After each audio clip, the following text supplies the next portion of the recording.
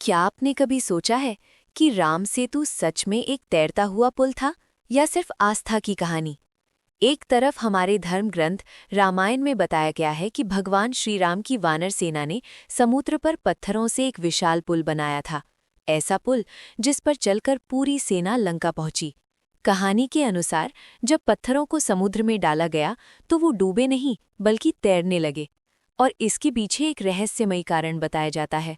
नल और नील, वानर सेना के दो प्रमुख योद्धा, जिन्हें बचपन में एक श्राप मिला था कि वो जिस भी चीज को पानी में फेंकेंगे वो डूबेगी नहीं बल्कि तैरने लगेगी। और फिर हजारों पत्थर समुद्र पर तैरते गए और बन गया इतिहास का सबसे रहस्यमयी पुल, राम सेतु। लेकिन अब कहानी का दूसरा पहलू सुनिए।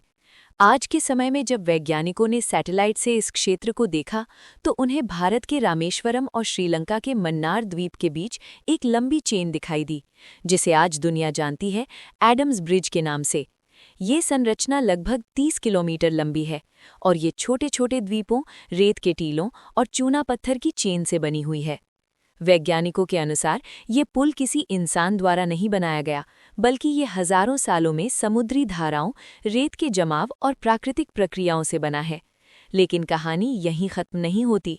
कुछ शोध बताते हैं कि इस क्षेत्र में प्यूमिस स्टोन जैसे पत्थर भी पाए जाते हैं, जो इतने हल्के होते हैं कि पानी पर तैर सकते हैं।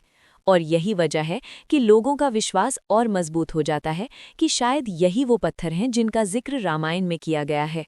अब सोचिए, क्या ये सिर्फ एक प्राकृतिक संयोग है या फिर इसके पीछे कोई प्राचीन इंजीनियरिंग का रहस्य छुपा है? कुछ इतिहासकार मानते हैं कि ये संरचना पूरी तरह प्राकृतिक नहीं है, बल्कि प्राचीन समय में इंसानों ने इस प्राकृतिक चेन को और मजबूत करके इसे एक चलने लायक रास्ता बनाया होगा। यानी प्रकृति प्लस मानव बुद्धि बराबर राम सेतु। और अगर ऐसा है तो ये दुनिया की सबसे पुरानी इंजीनियरिंग संरचनाओं में से एक हो सकती है। लेकिन सच्चाई क्या है, ये आज भी एक अनसुलझा रहस्य है। तो अब सवाल आपसे, क्या राम सेतु आस्था का चमत्कार है, विज्ञान का कमाल है, या फिर दोनों का ऐसा संगम जिसे हम आज तक पूरी तरह समझ नहीं पाए? फैसला आपके हाथ में है। और अगर आपको ऐसे ही रहस्यमयी और ज्ञान से भरे वीडियो पसंद आते हैं तो लाइक और सब्सक्राइब करना बिल्कुल ना भूलें।